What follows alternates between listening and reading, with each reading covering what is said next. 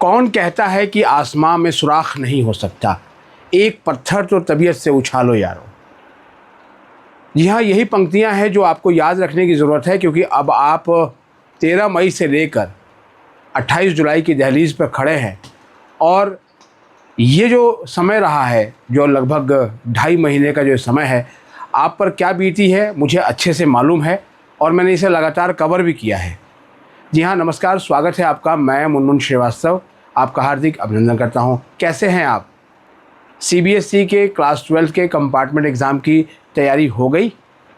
बहुत से आपके साथी कमेंट कर रहे हैं सर कुछ भी नहीं पढ़ा और पूरा डायलेमा में ही रहे। कुछ तो ये भी कह रहे हैं कि सर जंतर मंतर प्रोटेस्ट में भी गए थे तो हम पढ़ाई नहीं कर पाए। कुछ ये कह रहे हैं कि जो नए शिक्षा मंत्री बने हैं प्रहलाद जोशी, क्या ये ग्रेस मार्क्स के लिए हमारी आवाज़ उठाएंगे? देखिए, अब इन सब बातों का कोई मतलब नहीं है। क्यों? क्योंकि अब एग्ज़ाम में महज कुछ घंटे बाकी रह गए हैं और मैंने आपको सलाह दी थी जब मैंने लास्ट वीडियो किया था CBSE एग्ज़ाम CBSE को लेकर, तब आपको मैंने कहा था कि OSM कंट्रोवर्सी के बाद ग्रेस मार्क्स की क्या स्थिति है ये जो है बिल्कुल क्लियर हो चुकी है, क्योंकि तमाम शिक्षाविदों के कहने के बावजूद भी हमने चैनल पर कई इंटरव्यू किए और उसके बाद भी जो है वो ग्रेस मार्क्स को लेकर कुछ भी नहीं हुआ। हाँ, रिवैल्यूएशन का जब रिज़ल्ट आया तो उसमें कहीं खुशी कहीं गम ज़रूर रहा और जो डेटा था CBSE का जो उन्होंने दिया था आपका रिज़ल्ट आने वाले दिन ही मीडिया को, उसमें कंपार्टमेंट के स्टूडेंट्स की संख्या थी 1,63,800 1,63,800 और ये संख्या जो है पिछले साल के मुकाबले बहुत ज़्यादा थी, क्योंकि पिछली बार 1,29,095 कैंडिडेट्स की जो है वो कंपार्टमेंट आई थी। अब सवाल ये है कि ग्रेस मार्क्स क्यों नहीं मिला, ग्रेस मार्क्स क्या कंपार्टमेंट में मिलेगा, इस पर बाद में बात करेंगे। फ़िलहाल तो आपको मैं ये बताऊं कि आपने जो भी अभी पढ़ा है, मैं ये अपने अनुभव से बता रहा हूँ और अपने 26 साल के जो है पत्रकारिता के अनुभव से बता रहा हूँ, जो मैंने शिक्षा जगत को कवर करने में बिताए हैं। और अभी जो ये पूरा जो प्रोटेस्ट हुआ इसको भी मैंने बहुत करीब से देखा और उसी दौरान दिल्ली विश्वविद्यालय में एडमिशन भी शुरू हो गए तो कंपार्टमेंट के केसेस को कोई मौका नहीं मिला। यहाँ तक कि जिनका अभी नंबर आया था, जो ओवरऑल पास थे लेकिन किसी एक सब्जेक्ट में उनकी RT थी, उनके भी एडमिशन जो है वो राउंड 1 में सीट मिलने के बाद भी उनको जो है वो इशू हुआ, उनके ग्रीवेंसेस इशू आए। तो ओवरऑल पास होना ज़रूरी है। अब आपको करना क्या है? देखिए, कंपार्टमेंट के जो ज़्यादातर केसेस रहे हैं, जो संख्या मैंने आपको बताई, इसमें जो मेजर चंक है वो आपका है फिज़िक्स और मैथ्स का। मैथ्स के तो तमाम एक्सपर्ट जो CBSE में कॉपियाँ चेक करने जाते हैं, पेपर सेट करने जाते हैं, उनका यही कहना था कि मैथ्स का पेपर जो है वो काफ़ी टफ था और लिहाजा उसके साथ न्याय होना चाहिए, जो नहीं हुआ।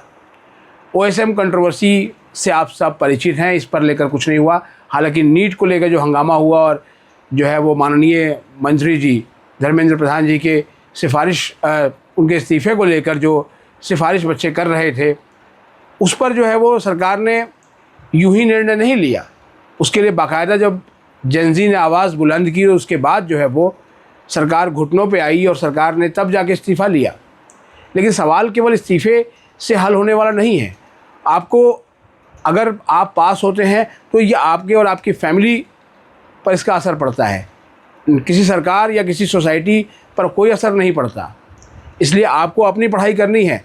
आपको पढ़ाने वाले कई कोचिंग संस्थान, लखनऊ का एक टीचर तो जो है वो लगातार अभी कुछ घंटे पहले भी वो बच्चों को 399 रुपीज़ का जो है वो पेपर बेच रहा है कि हाँ आप हमारा ये जो है प्लान ले लो। एक बच्चे ने मुझे वीडियो शेयर की। मैं ऐसे तमाम जो शिक्षक हैं उनको कहूँगा कि आप शिक्षक नहीं हैं, आप व्यापारी हो गए हैं। तो बच्चों के हित में कम से कम ये करिए कि जो है वो ये छोटे छोटे जो आपके इंटरेस्ट हैं ना, उनको साइड रखिए। बच्चे वैसे ही बहुत परेशान हैं। CBSE का जब रिज़ल्ट आया था तो वो परेशान थे, लेकिन आप उसमें भी जो है वो आप आपदा में अवसर ढूंढते हैं, तो ये आपदा में अवसर मत करिए। अब आते हैं बच्चों आपसे बात करने के लिए। क्यों? क्योंकि ये आपके भविष्य का सवाल है। किसी टीचर की सेहत पे, किसी कोचिंग संस्थान चलाने वाले की सेहत पे अंतर नहीं पड़ता। उसके लिए आप एक क्लाइंट हैं, आप समझ जाइए अच्छे से। शुरुआत में भी मैंने आपको समझाया था, भविष्य आपका है और अगर आपके साथ कोई दिक्कत होती है तो आप और आपकी फैमिली ही सफ़र करेगी। आज नीट के जो एस्पिरेंट्स हैं, जो इन तमाम उसकी वजह से जिन्होंने अपनी जीवन लीला समाप्त कर ली, आज उनके परिवारों की हालत पूछिए, उनके परिवारों से जाके पूछिए कि क्या बीता है। मैं मिला हूँ उनके परिवार के लोगों से और मैं दर्द महसूस किया है उनका। इसलिए आपकी अगर आरटी है और आपने जो है वो फॉर्म भरा था, आपके स्कूल से आपका एडमिट कार्ड मिल गया होगा, जो प्राइवेट कैंडिडेट थे उनके आपके जो है वो एडमिट कार्ड डाउनलोड कर लिया होगा, आपको अपने सेंटर का पता लग गया होगा, तो आप जो है वो अब सिर्फ 3 काम कीजिए, सिर्फ 3 काम। पहला, अपना जो पूरा सिलेबस है उस सब्जेक्ट का, उसको एक बार सरसरी तौर पर देख लीजिए। मैं थॉरली नहीं कहूँगा क्योंकि अब उतना समय नहीं बचा है। आपके शिक्षकों ने बहुत अच्छे से गाइड आपको किया है, आपकी तैयारी जो है वो बहुत अच्छी है, इसमें कोई शक नहीं है। कंपार्टमेंट का पेपर, दूसरा सवाल है आपका कि कंपार्टमेंट का पेपर जो है वो इजी आएगा या हार्ड आएगा। देखिए, जितनी भी बातचीत मैंने जो है वो सीबीएसई के टीचर से की है, जो मेरे दोस्त हैं, आप ही लोगों के लिए मुझे स्कूल के टीचरों से भी संपर्क करना पड़ा, जबकि सामान्य रूप से हम उच्च शिक्षा कवर करते हैं, तो उनका यही कहना था कि कंपार्टमेंट का जो एग्ज़ाम होता है, ये मान के चला जाता है कि जो ये बच्चे हैं वो थोड़ा सा कहीं ना कहीं अपने सब्जेक्ट में कमतर रह गए। हालांकि मैं उनकी बात से विश्वास इत्तेफाक नहीं करता, क्योंकि ओएसएम सिस्टम की वजह से और गलत रिवैल्यूएशन होने की वजह से ही बच्चों की आरटी नहीं हट पाई। बहुत सारे बच्चों की हटी भी, लेकिन वो संख्या हमारे पास नहीं है, ना वो संख्या जो है वो सीबीएसई ने जारी की। तो हम आज की डेट में ये मान के चलते हैं कि सीबीएसई का पेपर जो कंपार्टमेंट का है, ना तो वो बहुत हार्ड आएगा और ना ही बहुत ईजी आएगा, तो पेपर तो मॉडरेट होगा। ये मैं अपने अनुभव से भी कह रहा हूँ और जो मैंने शिक्षकों से बात की, क्योंकि इस मुद्दे पर बोलने के लिए ऑन कैमरा कोई शिक्षक नहीं आना चाहता, क्योंकि वो तमाम जो शिक्षक हैं वो दिल्ली के बहुत बड़े स्कूलों के शिक्षक हैं और जाहिर बात है कि वो सीबीएसई के भी एग्जामिनर्स हैं, तो वो नहीं इसमें बात करना चाहते। लेकिन उन्होंने जो मुझे बताया उसका क्रक्स मैंने आपको बता दिया कि पेपर मॉडरेट आएगा, तो आपको चिंता करने की ज़रूरत नहीं है।